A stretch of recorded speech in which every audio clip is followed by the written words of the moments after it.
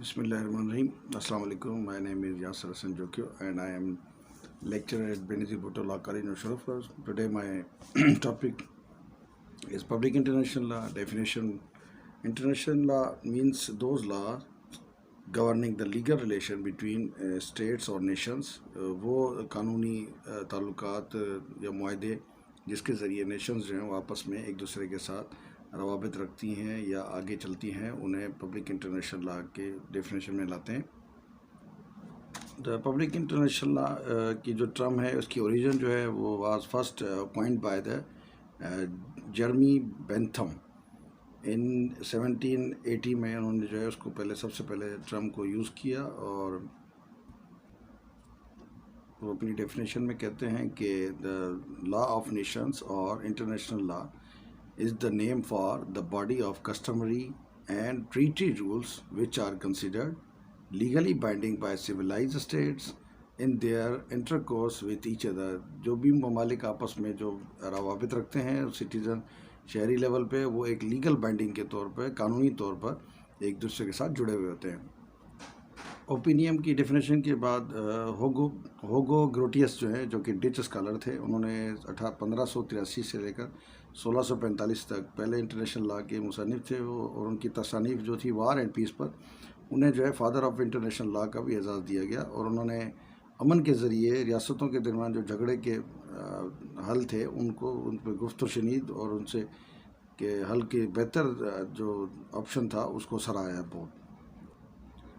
The history and the development of the international law for the purpose of the present study is divided into following stages۔ اسے 7 جو ہے وہ stages میں جو ہے درجے میں تقسیم کیا گیا۔ Number 1 primitive and ancient period، Number 2 Middle Ages، Number 3 Muslims، Number 4 rise of international law in the 15th and 16th centuries، Number 5 time of Grotius and after اس کے بعد، Number 6 19th century اور Number 7 20th century میں۔ Lawrence جو ہے وہ اپنے اس international law کی تاریخ کو 3 زمانوں میں تقسیم کرتے ہیں۔ وہ کہتے ہیں کہ first period, second period and third period. First period میں وہ کہتے ہیں کہ اس زمانے میں جو ہے رومن سے لے کر بادشاہ تک جو پھیلا ہوا ہے، اس پیریڈ کو کہتے ہیں کہ ایک قوم دوسرے قوم کے فرائض کا احترام کرتی تھی اور ایک نسل جو ہے دوسرے نسل کے حقوق کا خیال کرتی تھی، اور اس کی جھلک ایک قدیمی انڈیا کے رمیہ اور مہابھارتا میں ملتی جلتی، جو انہوں نے ایک سفارش بھیج کر انہوں نے جھگڑے اور امن کی بات جو سفارت کی بنیاد پر آپس میں حل کیا تھا، اس کی مثال دیتے ہیں۔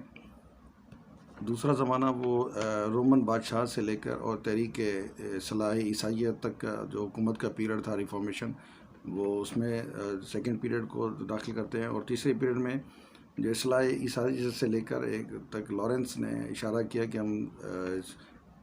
لارنس نے اس زمانے کو اب تک کے زمانے کے ساتھ رکھتے ہوئے کہا کہ انٹرنیشنل جو ہے صحیح معنی میں ہم نے پبلک انٹرنیشنل لا کی جو ہے وہ ڈیفینیشن جو حاصل کر لی ہے، اس کا مطلب یہ کہ ریاستیں جو ہے وہ الگ اور آزاد ریاستیں ہیں اور معاشرے میں کسی کی ماتحت نہیں ہے، اور صرف قانون اور اصول کے تحت ان کے ارکان پابند ہیں ان کے۔